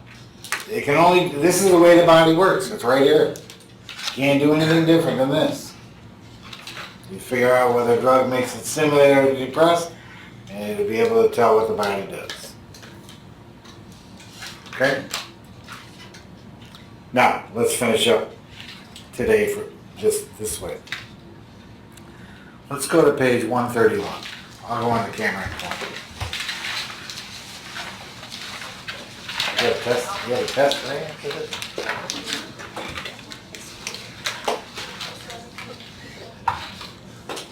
All right, I made this table. And I made it for this reason. You're all critical care nurses. You've all given these drips a million times. Phenylephrine, Levophed, which is norepinephrine, epinephrine, dopamine, and dopamine. All right, they all make your blood pressure go up. All right, why do you choose one over the other? They all make your blood pressure go up. Why not give one of them all the time, or another one all the time? Why do you pick them? What's the difference? Well, let's put some of these receptors to work, and let's see. I always have an interest. We just had admissions for 3 days, Natalie can tell you. And question I ask a lot of times to the nurses, and I always get the same answer. So what's the hardest patient for you to take care of in the unit you work in? These are MICU, SICU, cardiac, neuro. What do they always say? Sepsis. Every time. Take care of you know from your life, from your experience. What's the hardest patient to treat? And they always say, oh, it's the same patients with sepsis. It's probably because you can't get the damn drips to work. But it's kind of interesting. I think it's interesting. So let's take a look at this. I'm looking just at just cardiac. So I wrote in this table systolic, diastolic, heart rate, and vascular resistance. Just the main cardiac parameters. Systolic, diastolic, heart rate, vascular resistance. Okay, let's start with phenylephrine. Phenylephrine is a pure alpha agonist. Doesn't affect beta receptors at all, ever. Pure alpha. Well, if I give a neo drip to somebody, or in anesthesia, we like to give little injections of neo because we gave too much induction drug and made their blood pressure go down. And we don't want anyone to see when the Dynamat blood pressure thing cycles. So they hurry up and inject some neo, and then look innocent. So it's a pure alpha. So what is it going to do in the body? It's pure alpha agonist. Vasoconstriction, that's all it does. Does it affect the heart? No. Why not? The heart's beta 1. So all you get when you give somebody neo is vasoconstriction. So your vascular tone, of course, that's what vasoconstriction is. It's how your blood vessels are squeezed up or not. So I put 3. 1 means mild, 2 means moderate, 3 means marked. I put 3 because the most thing you get out of neo is tremendous vasoconstriction. All right, so 3 plus up. Now, your diastolic blood pressure is the pressure when your heart relaxes in between beats. All right? Mary would be upset with me for saying these common words, but I'll use my own lingo. When the heart systolic, the heart contracts. Diastolic, the heart relaxes. And that moment of relaxation is your diastolic blood pressure, right? So what is it? What is it? What are you measuring? You're measuring really your vascular tone, because how squeezed up your blood vessels are going to determine what the pressure is in the system, in your pipes, when the heart's not beating, right? The more constricted you are, the higher the pressure. So, if I give a drug that's a vasoconstrictor, 3, it's going to make my diastolic pressure go up a lot, because they're the same thing, all right? Essentially. Functionally, they're the same thing. So I get a tremendous increase. I get an increased systolic because of the vasoconstriction, increase in pressure that way, but here's the kicker. I get reflex bradycardia. Why? Well, the phenylephrine, yeah, reflex try to adapt. The phenylephrine doesn't affect any betas, so it doesn't do anything in the heart. And because everything else is going up, pressure's going up, the heart tries to compensate by slowing down. Homeostasis. So I give neosynephrine, I get an increased systolic, an increased diastolic, tremendous vasoconstriction, and bradycardia. Everybody see why? Now, you got to remember, when you're giving one of these pressors to a patient, I'll go off on a tangent here for a second. I should have said this. When you give a pressor to a patient, you're giving a drug superimposing it on somebody who's already in shock. So it means their pressure's probably low. They've already vasoconstricted about as much as they can because they released catecholamines, they constricted some areas, dilated others. They're probably tachycardic because they're in shock and they're not functioning well and they're already tachycardic and hypotensive. So you're giving a drug to somebody in that condition. This isn't some 120/80 healthy athlete type thing. This is a patient already in shock with those shock vital signs. So you're giving dobutamine, which makes the heart rate go up, to somebody who's tachycardic. You're going, well, what's up with that? Well, you're hoping the heart would be more efficient, so it actually, even though the drug causes tachycardia, in that patient it'll make the heart rate slow down because it's making it more efficient. See what I'm trying to say? So, that's phenylephrine. Now let's jump over here and do dobutamine. Dobutamine is a pure beta drug. Just stimulates beta receptors. So, what's it going to do to vascular tone? Where's beta receptors in your blood vessels? What do? They vasodilate. So you're going to get vasodilation when you give dobutamine. Not going to do anything to alpha, right? It's a pure beta drug. What's it going to do to the heart? Well, it's going to kick it, of course. Positive inotropic, chronotropic, and dromotropic effect. They're all beta 1. So, you get increased systolic, a decrease in diastolic, widening pulse pressure. You get a decreased diastolic. Why? Because you're vasodilating. Tachycardia, of course, and vasodilation. That's dobutamine. Now, in a real patient, even though pharmacologically it produces tachycardia, I'm hoping it makes the patients better. It's positive inotropic, and contractility goes up, so they can get their heart rate to actually start coming down a little bit. I'm hoping. Right? You can hope all you want, it usually doesn't happen. So that's pure beta. This is pure alpha, pure beta. They both cause the blood pressure to go up. One causes increased diastolic, decreased diastolic, decreased heart rate, increased heart rate, constriction, dilation. Different, right? They're both pressors, they both cause your blood pressure to go up. Why do you pick one over the other? Well, if I got a patient with a cardiogenic shock, I'm going to give a different drug than if I have a patient who's in, whatever, some other kind of shock. Hypovolemic shock. Sepsis is all bets are out.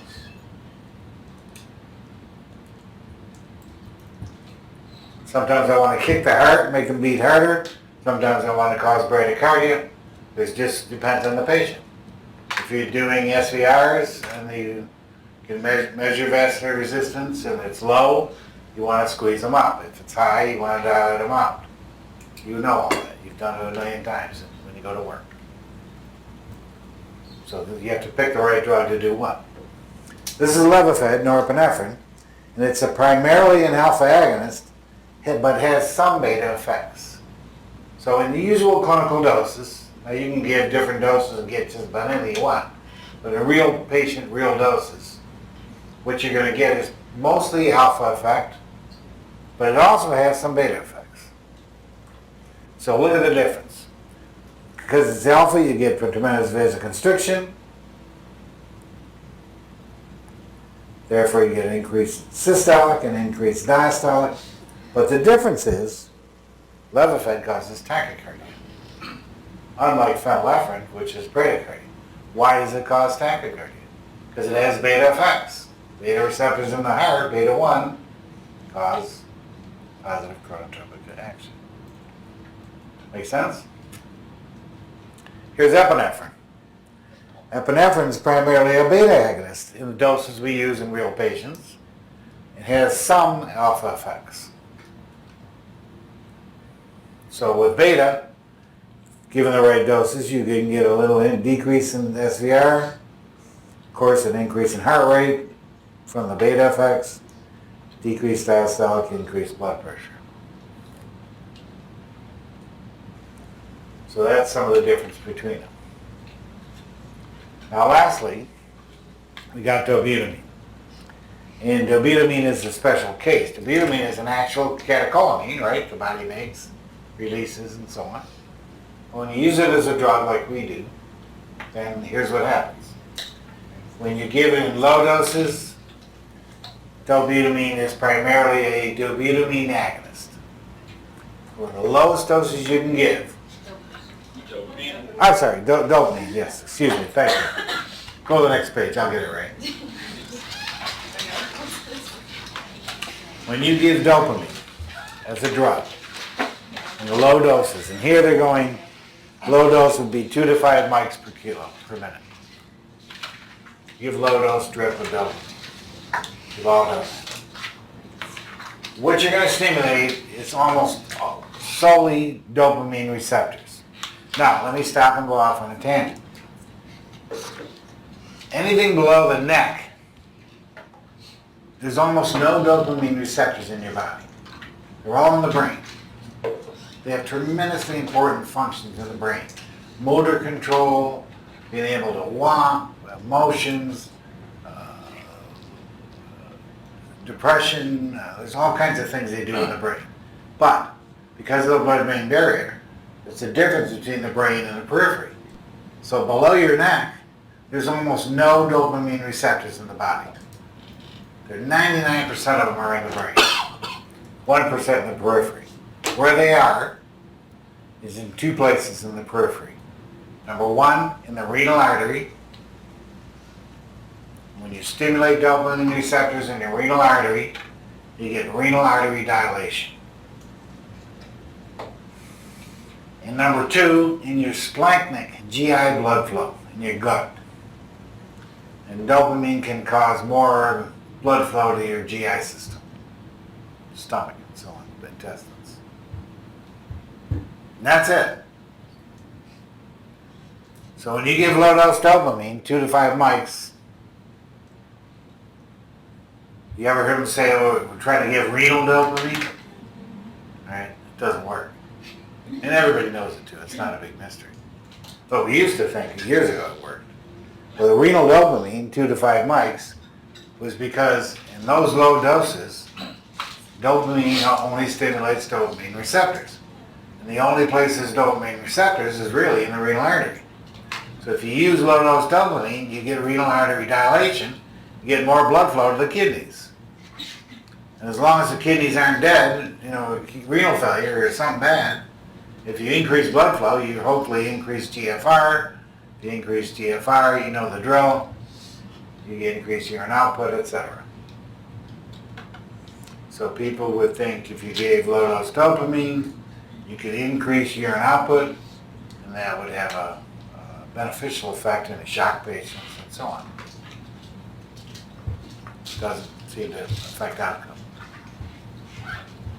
Now, medium doses, 5 to 10 mics, then you get dopamine stimulation, receptor stimulation, and beta receptor stimulation. Remember, dopamine is a catecholamine, so it's going to stimulate all the catecholamine receptors, dopamine, beta, and alpha, depending on the dose. So when you use dopamine as an inotrope in a shock patient, you're trying to kick the heart, make the heart beat harder, increase contractility, vasodilate the beta receptors, beds, you get better blood flow in the periphery, etc. Well, that's, you go up to 10 mics. Then you get dopamine stimulation and beta stimulation. Does that make sense?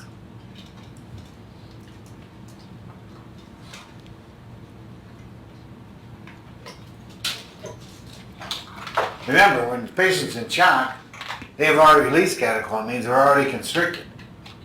If somebody, in fact, let me go even farther back. I'll ask you this question. If I say a patient's in shock, what am I saying? What is shock? Give me 5 words. What is shock? You treated it all your life as nurses. Hypotension. Yes, all those things, those are symptoms of it. What is it though? You're right, I agree with that. Shock is a lack of tissue perfusion. Shock is a state where you can't perfuse your tissues. Why can't you perfuse your tissues? Hypotension, as you mentioned, vasoconstriction, so So you're not getting enough blood flow to the tissues, etc. For any number of reasons, bad cardiovascular, release of autocoids and endotoxins, and you could talk about shock for years. But when you give somebody a drug for shock, most of the time you want to give a vasodilator. They're already constricted from the catecholamine release they have. Shock is no tissue perfusion. You want the tissues to perfuse better, you got to give a vasodilator to get blood flow into the tissue. For most types, it's a little different for different types of shock. Now, when you go above 10 mics per kilo, 10 to 15 mics per kilo, then you get dopamine, of course, at low dose, dopamine and beta, the medium doses, and you end up getting dopamine, beta, and then alpha at the high doses. So you get, if you give, what did I say here, 10 to 15 mics per kilo drip, then you're starting to get alpha receptor stimulation as well. And that's what you don't want. Why don't you want alpha stimulation? Vasoconstriction, that's right. So the docs will do what they can to try to keep the dopamine drip low. You ever see them give dopamine and dobutamine at the same time? They do that to try to give less dopamine so you don't get the alpha effects. You still get the beta effects. I mean, there's any number of things you can do. You can give epinephrine and nipride together. Nipride dilates, the epi kicks the heart. There's all types of variations. But anyways, back to previous page to finish up. See, under dopamine, I have dopamine receptors first, beta receptors second, alpha receptors in high doses. The low dose dopamine, medium dose dopamine beta, high dose dopamine beta, and alpha. You don't want to get to high doses. And that's the differences in all the effects that you get. Whether you're dilating, you're constricting, you're causing tachycardia, causing bradycardia, there's a significant difference because of the receptors affecting physiology and what these drugs do in the heart, and which one do you want to select for this particular patient. Are they dilated, are they constricted, do they need to kick their heart, is their heart rate high, is their heart rate low, whatever. You gotta pick the right drug. Okay? All right. See you next week. Bye. That was fun.